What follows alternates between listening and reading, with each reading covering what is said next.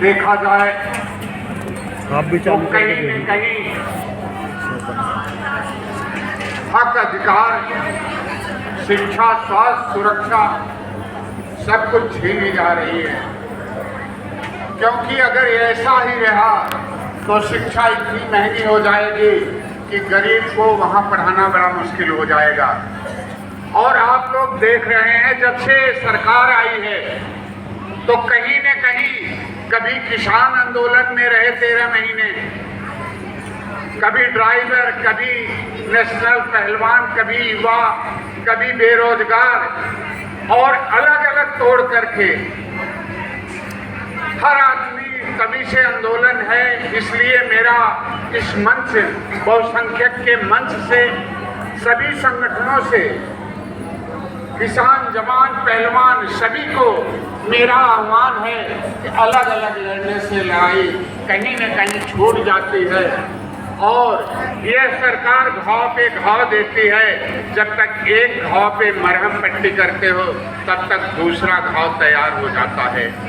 इसलिए सभी को संगठित होकर के एक राष्ट्रव्यापी आंदोलन का रूप लेना होगा। जिस दिन संगठित होकर के सब लोग निकलेंगे तो सरकार संगठन से ही डरती है।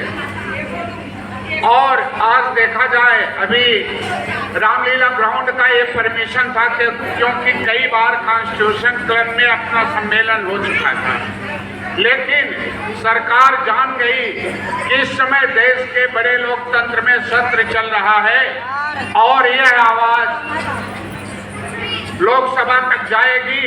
और जो हमारे अदर समाज के लोग हैं देश के, आपकी वोटों से, अमूल्य वोटों से चुन करके गए हैं, तो उनको भी सर में आएगी, वो भी अपनी बात उठाएंगे। लेकिन उनसे भी कहना है कि आप लोगों को समय समय पे बहकाया जाएगा और उकसाया जाएगा ताकि सत्र न चले और कभी कुचली आवाज शायद वहां तक न पहुंचे। इसलिए ज्यादा लाइट देखो कैसे देश के प्रधानमंत्री से पटेल जी कहते हैं बड़े प्यार से कहिए, क्योंकि हक अधिकार छीना जाता है। प्यार की लड़ाई तो लंबी किसानों की भी देख लिया गया था, सभी के देख लिया गया, लेकिन हक अधिकार के लिए तो संगठित होकर के छीनना पड़ेगा, तभी मिलेगा। लेकिन फिर भी सरकार से कहना है, वर्तमान के शासकगण अनुरोध बहुसंख्यक का स्वीकार करो। जाति जनगणना में ओबीसी का कॉलम जो अन्य डाल दिए हो, कम से कम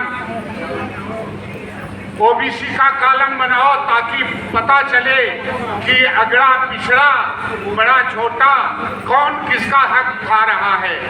आजादी से आज तक यह ओबीसी ही है। अभी हमारे खेमचंद कोहली ने भी बताया, क्योंकि अदर संगठन भी आपके साथ खड़े हैं। मैं एसटी को धन्यवाद देता हूं, क्योंकि इन्होंने कहीं न कहीं अपना हक ले लिया है। कुछ मिला है, कुछ बाकी है, लेकिन साथ में जानते हैं कि ओबीसी का ही जब तक सेनापति नहीं बनेगा, लड़ाई कौन लड़ेगा। तो लड़ने में, हक दिलवाने में, क्योंकि बाबा साहब ने संविधान दिया था और मैंने तो सन 75-80 तक देखा था वोट देने का भी अधिकार नहीं मिलता था।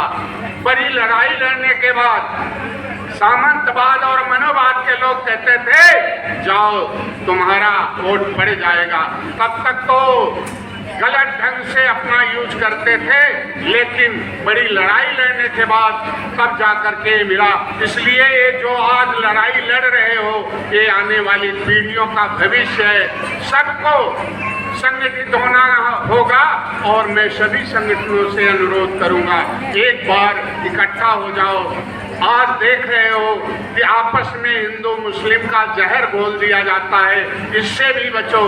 कहते हैं विकास, आज उजड़ा उजड़ा सा गांव और शहर लगता है। ये गलत नीति के नेताओं की कहर लगता है कि ऐसी क्या तरक्की कर लिया हमारा देश।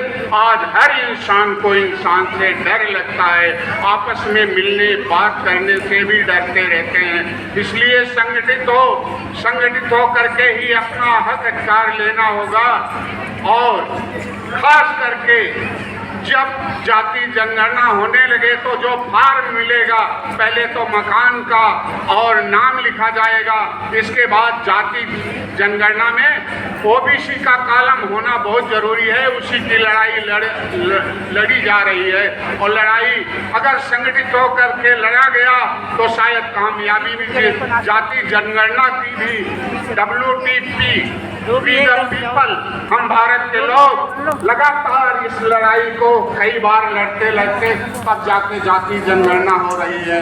धन्यवाद है WTP का जो हर समय सुंदर सा मंच देते हैं, आपको व्यवस्था देते हैं और अपनी दबी कुचली आवाज को मंच से बुलंद करते हो और देश के बड़े लोकतंत्र में आपकी आवाज जाती है।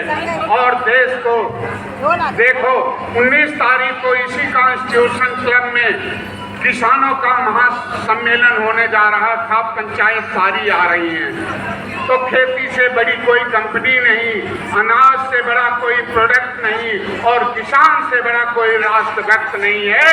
वो भी आपके साथ खड़ा होने को तैयार है।